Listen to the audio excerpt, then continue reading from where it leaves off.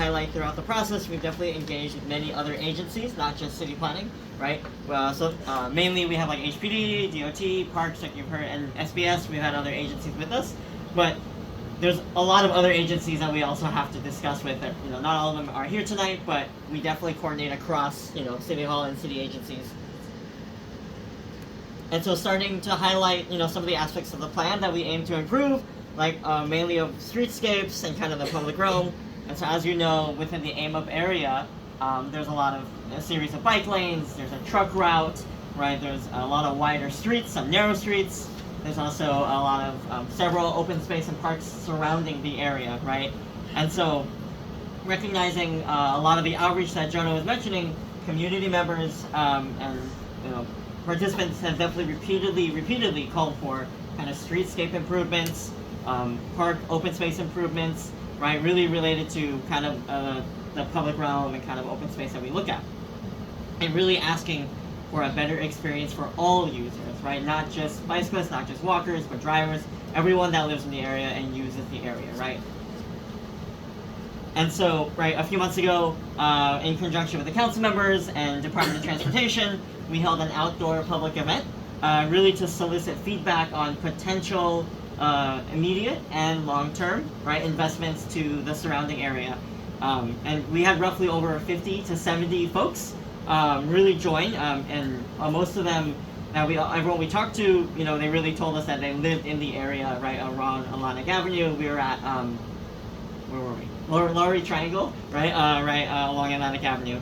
And everyone that we talked to, really, they had a good mix of, we also asked, like, do you own a car? Do you not own a car? Do you live in the area? Do you work in the area, right? Like, we really wanted to make sure that the voices that we were capturing, like, lived there, right, whether they worked or not.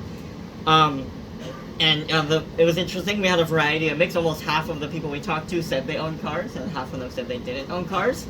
But we also heard a variety of like outcomes, right? But a lot of the things we heard was they wanted better enforcement for parking, better enforcement of traffic laws.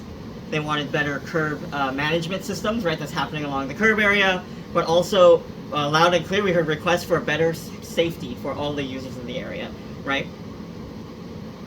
And so with that, in response to this outreach and also for the past years, the city, we're advancing in concerns of safety and immediate improvements, and in partnership with the Department of Transportation, we're implementing at multiple sections in the area street improvement projects, which we call SIPs, SIP. And they're going to involve, variation of like neck downs, crosswalks, marking refreshings, and daylighting, really focused on kind of immediate improvements related to like paint, plastic, and kind of other seating or bicycle corrals, ways to really allow for more visibility for all users, right? Whether you're in a car and you're turning the corner, so you have more visible with the people on the sidewalk, but also people on the sidewalk, right, looking to cross the street, making sure that when cars were coming, we're able to communicate and visibly see each other.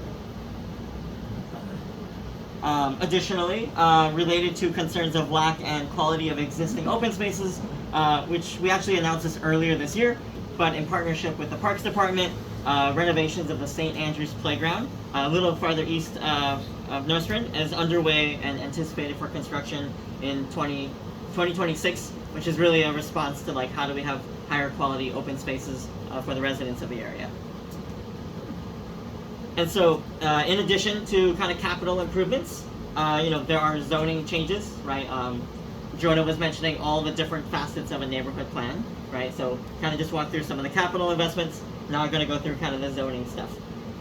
In general, we're proposing that the existing like low density manufacturing uses, right, that Jonah was mentioning earlier, kind of the warehouses, the parking lots, the vacant lots, gas stations, and auto-centric uses. We're proposing in general to rezone this neighborhood area to have a high to mid density of like mixed uses, from residential to job creating uses in general, which is in the red and orange.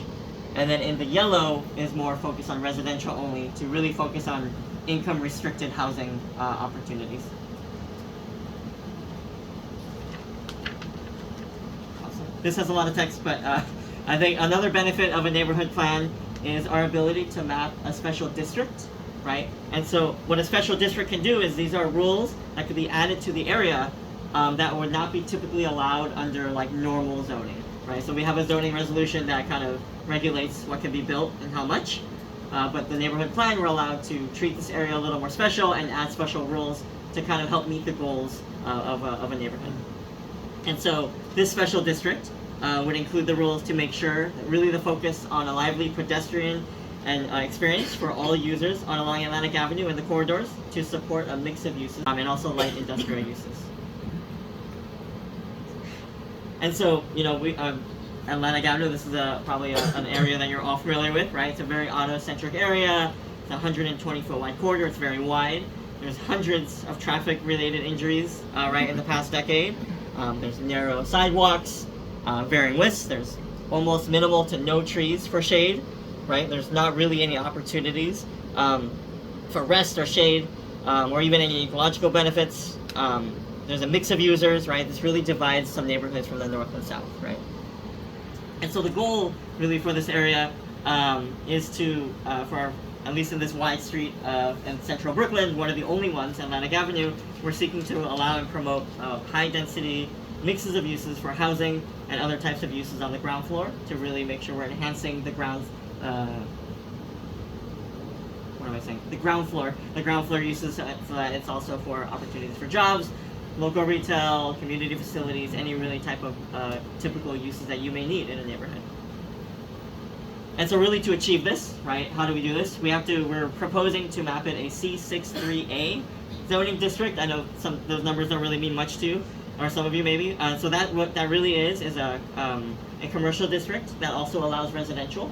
And those are permitting buildings up to an FAR of 9, where the base height of a building would be at 135 feet, but also can allow a maximum building height of 185 feet or 18 stories.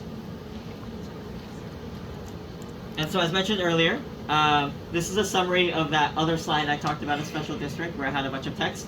But the idea is, here this is more focused on Atlantic Avenue, right? So we're proposing, in summary, we're proposing on Atlantic Avenue to require active uses on the ground floor, right? So active uses as in anything commercial, community facility, your typical uses that we were talking about earlier. Also, we want to ensure a street wall articulation. So what that means is, you know, within the building, the architect or whoever's designing the building is going to be forced to push and pull the building, right? Because we recognize that, you know, some people may think that these buildings are very tall, right? And so to avoid like a sheer condition where it feels like you're in this valley, we can allow the special district to make architects push and pull the walls to allow for at least to kind of relieve that kind of canyon wall pressure. Also, in addition to that, we're also mandating that any new buildings are going to push back at least 5 feet, right? So that's allowing to create a wider sidewalk essentially, right? Some of the sidewalks are very narrow, so any new building has to set back.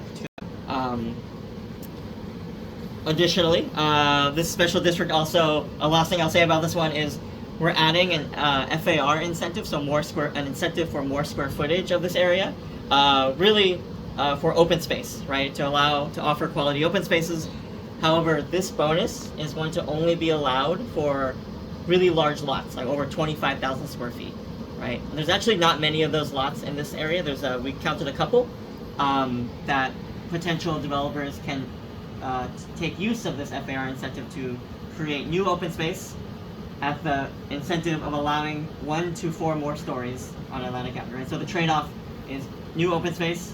If they want to build new open space, they also get to shift that floor area, right, to on top of their current building. So however, that's not a requirement, that's an option, right, for them to do it on Atlantic Avenue. However, if any developer wishes to actually do this, they're going to have to come through an extra environmental review, right? Jonah was mentioning earlier, there's all these categories, right, that go through. Commission for more review. They're also going to have to come back to the community board for more review as well, right? So they will come to the land use committee, the full board, for more review as well. So anyone that decides to take advantage of that open space and taller building incentive, they will have to come through this and speak to all of you. That's Atlantic Avenue. All right, so moving on to the next section. We have kind of our north-south avenues, which is really Grand, Classen, Franklin, and Bedford Avenue, right? These are all very important north-south avenue connectors that offer a variety of local services and amenities. And really along these corridors, we're seeking to continue encouraging mixed-use developments, right, with a variety, and for the other non-residential, like commercial and manufacturing, for FAR. So the building heights here would actually be would be topped out no taller than 125 feet or 12 stories. The third area, which is kind of the mid-block areas, this is really the areas between Grand, Placid, and Franklin, right? Earlier we were talking about North-South avenues. Now we're talking about like Dean, Pacific, Bergen, between Grand, Placid, and Franklin. And so in these mid-blocks, we're continuing to propose more a mix of uses with a height and density that are more appropriate for the smaller streets, smaller mid-block of these streets. Additionally, we're adding an incentive for this area to create mixed-use developments and a variety of non-residential uses to really focus on job growth opportunities, but also residential uses. And so to achieve that, we're mapping an R6A and an M1-2A on the mid-blocks, where the maximum FAR would be 3.9 for residential, or 3 for non-residential uses like commercial, community facility, or light manufacturing uses. And this would actually allow a base height of 65 to an overall height of 95 feet, or 9 stories. This R6A is kind of a mid to low density district that really, once again, is acting as more transitional height to the typical kind of row homes that we see in the area. And so, lastly, what makes this special area, if you recall, Jonah was showing a framework where it had like a hatched area in the mid-block. This is really, once again, we want to emphasize that this is an area where we're adding an incentive for 1 to 2 floors of spaces for jobs or non-residential uses, right? And so the goal here, right, is we're going to add a little bit of FAR only if the developer is going to have a variety, a mixed version of the lot. You could take up that square footage of however big that lot is. However, there are other rules that also regulate, like, you have to step back from the street, or you need a backyard, right? That's a little different. However, if you are to build 2 stories with 1 FAR, it would be half of that, right? And so we would still have the full paper. If we have this lot, we could do 2 stories with 1 FAR on 1 lot. Does that make sense? We still have 1 FAR, 1 lot. You could either build the whole floor, 1 story, but if you want to go 2 stories, you're only allowed to do half of that. That is a very oversimplified version of how FAR works. So if you have 2 FAR, right, we could probably go 4 stories, right? Because we have half of the lot, 0.5, 0.5, 0.5, 0.5, and that's 2 FAR. I know there's architects in the room. Did I do all right? Yeah, you did, actually. Oh, no. Yeah. What's the split on the 5.0? The split on the 5.0, so 5 FAR, right? So in this mid-block, you're allowed 5 FAR, right? And you're only allowed to go to a certain height.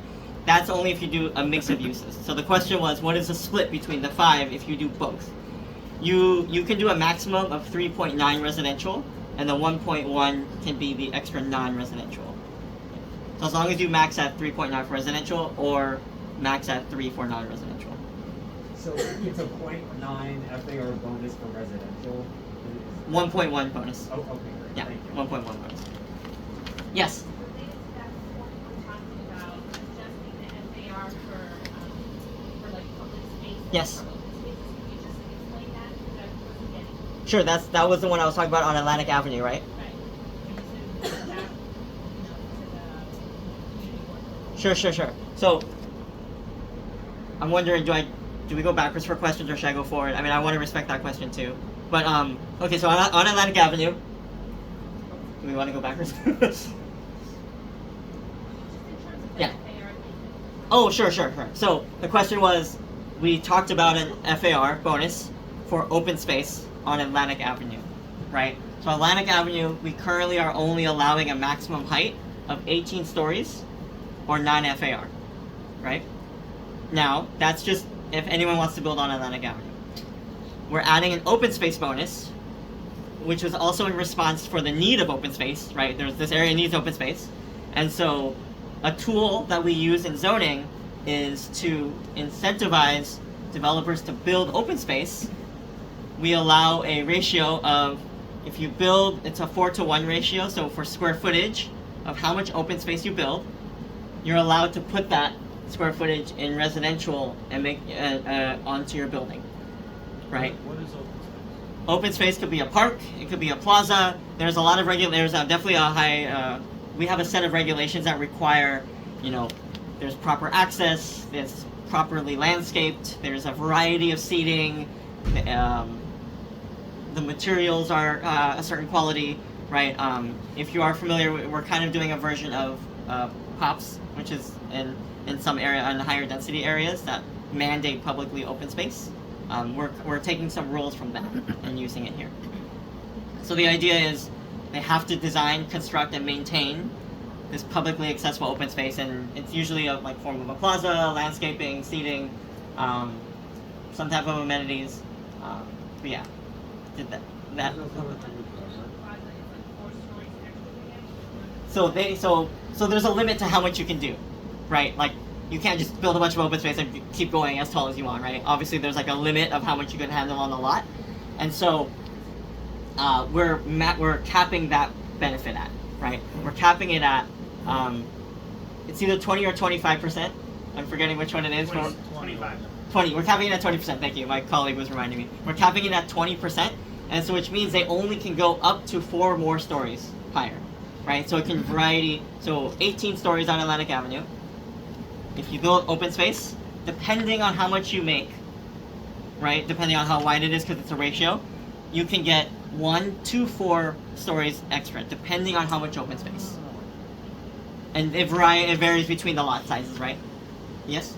Who's paying attention to the details?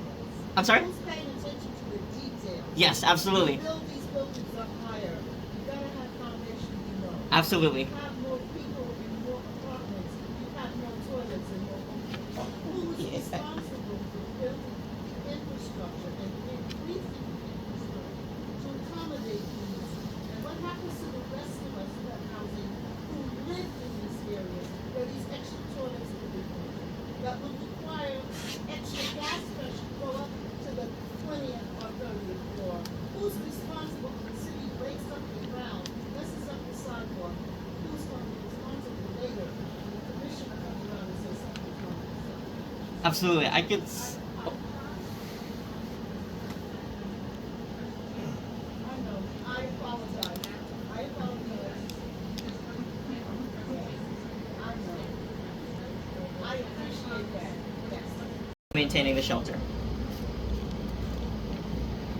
And so at this point, we can speak a little bit about how this is, the plan is to create more spaces for jobs and support for local residents and businesses.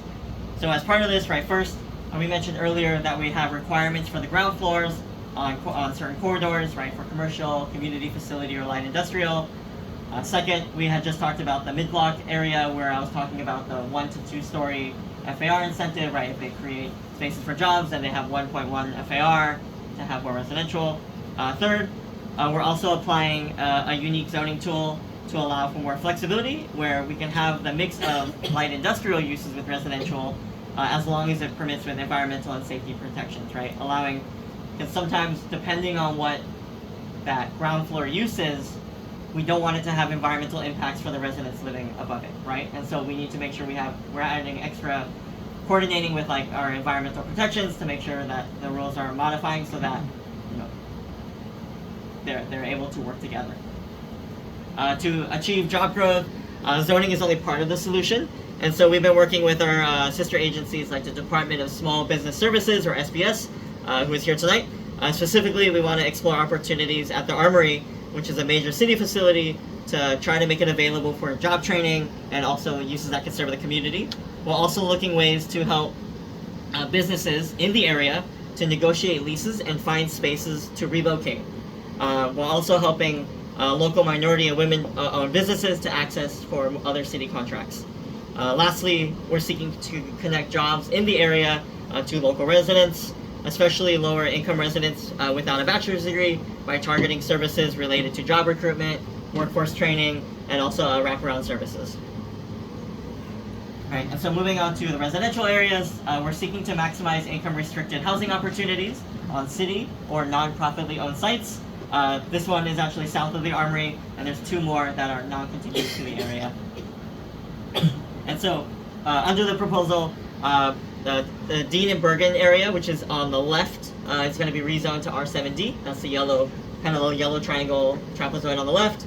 And then also in the middle, there's a non-profitly owned site on Franklin Avenue on Pacific Street, which is the middle area, which is owned by Acacia, and we're proposing to rezone to an R7A. And then on the far right, which is in Bed-Stuy, Community Board 3, 457 Nostrand, we're proposing to rezone to an R7-2. I'm going to hand it off to our HPD partners to continue to talk about the housing and affordability. Okay, great. Thanks, Jesse. Hi, everyone. I'm Sarit Platkin. Okay. So yeah, hi. I'm Sarit Platkin from the Department of Housing Preservation and Development. Excited to be here. I'm going to be stepping you through the housing strategies for the AAMUP plan. And before getting started, going through all of it, I just want to say that, I've been involved in the engagement throughout the entire process and have heard very loud and clear from tenants and homeowners that people are feeling the pressure of rising housing costs and the small and kind of decreasing amount of affordable housing in the area. And so the strategies that you see today are kind of informed by us really prioritizing those needs. And really they fall into two major buckets. We have creating new affordable homes, which we do through financing new 100% affordable housing and using zoning incentives to encourage that a portion of new development be set aside for affordable housing. And we also do it through preserving existing affordable housing, through protecting tenants, supporting homeowners, and doing kind of rehabilitation projects through, financing rehabilitation projects for existing affordable housing. So, before we jump into all of these strategies, I just want to start off with, what does affordable mean when we say affordable housing? First off, it means that you are spending no more than 30% of your income on rent.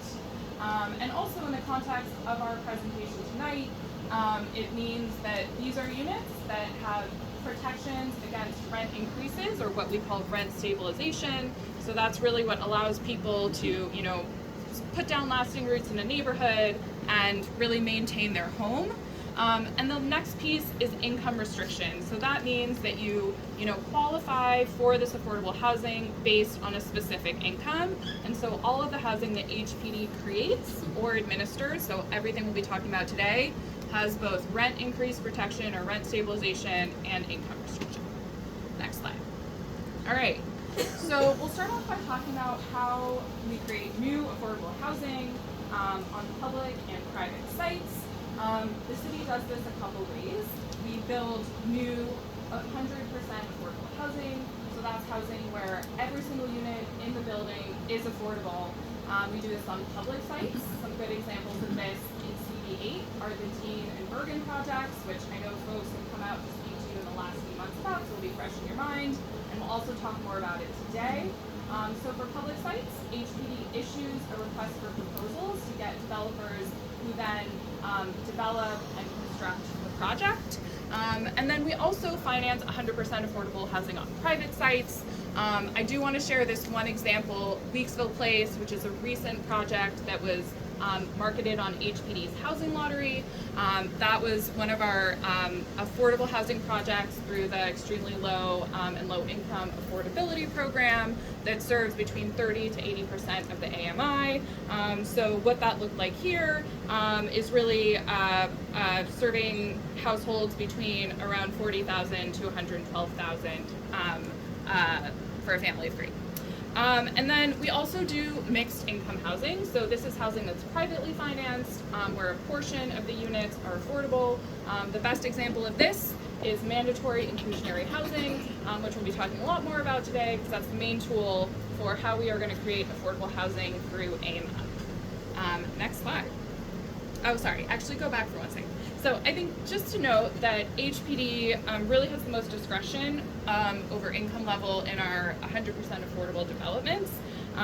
But all of the housing that we're talking about today, as mentioned, is income restricted and rent stabilized. Okay, next slide. So how do we determine the kind of income and rent levels for affordable housing? I'm sure you've all heard the term AMI before, which stands for Area Median Income. And that's a common shorthand for what the Department of Housing and Urban Development, the federal government, considers income limits. So this is essentially the max household income that a household can have to qualify for subsidized housing or a rental voucher. And income limits, they change every year. They're updated every year by the federal government. And high housing cost cities like New York City, they're actually determined not by local incomes, contrary to popular belief, but actually determined by the housing costs or the cost needed to afford market rents in that city at that time. And so this chart that you see here lets you figure out income eligibility. So what you see there is that on the top you see household size, on the left you see income, and then you kind of find your spot in the middle, and that lets you know if you can qualify for HPD housing. And what's important to note is that most HPD housing serves incomes that are below 80% of the AMI or 112,000 for a family of 3. So that's really kind of the lighter pink areas. And then would also note that 15% of the housing in our projects is set aside for formerly homeless households that are served that have incomes in the lightest pink area.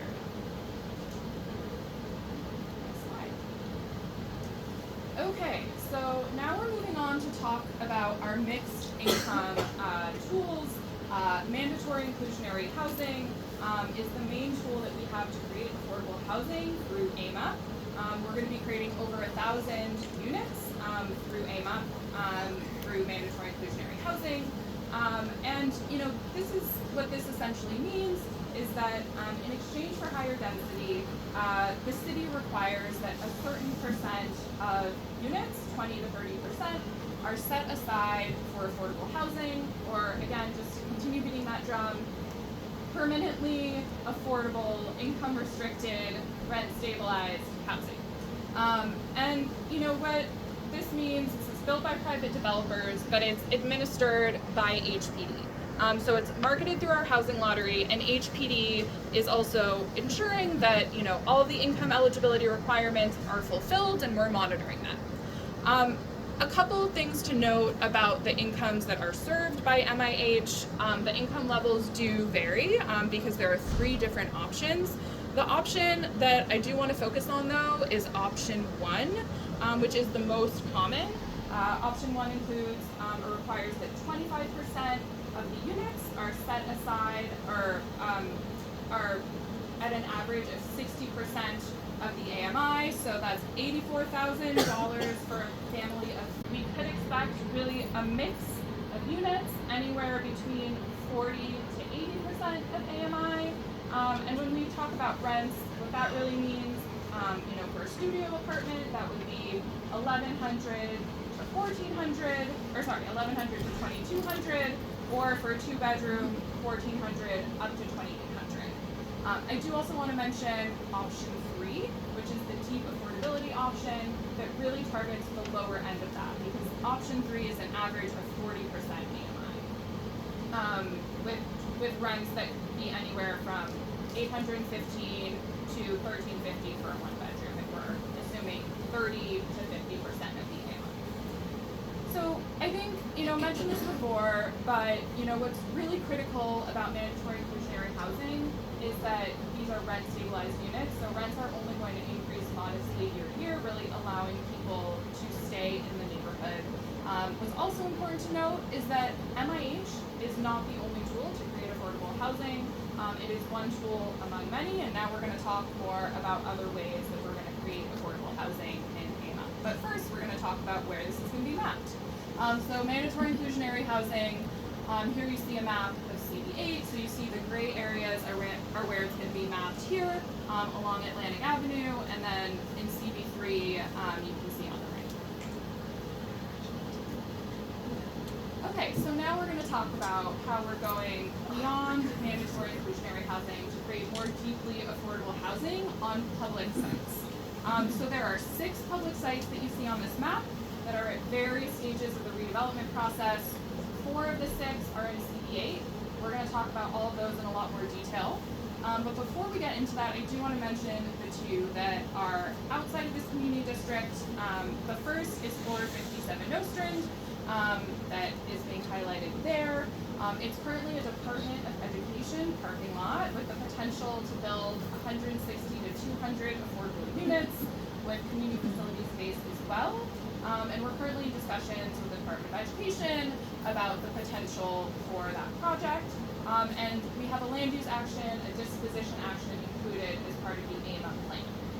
The other project is 1024 Fulton, which we don't have any land use action as part of AAMUP for that. It's owned by New York State, being developed by the Empire State Development Agency, and they actually have a visioning process that's underway right now. They had a meeting on Monday that maybe some folks here attended, and the city is supporting their redevelopment plans and collaborating on the vision here.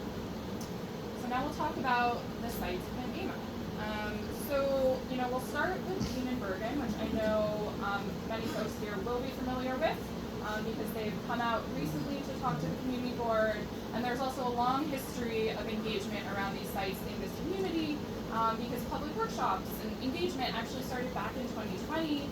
In 2021, there was an RFP for minority and women-owned business enterprises, and more recently, we've designated developers for these projects who I believe some of are here tonight. Maybe they can raise their hands.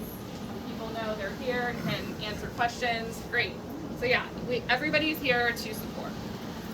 So now these projects are back and moving forward with land use action so we can deliver the affordable housing on these sites as soon as possible to the community.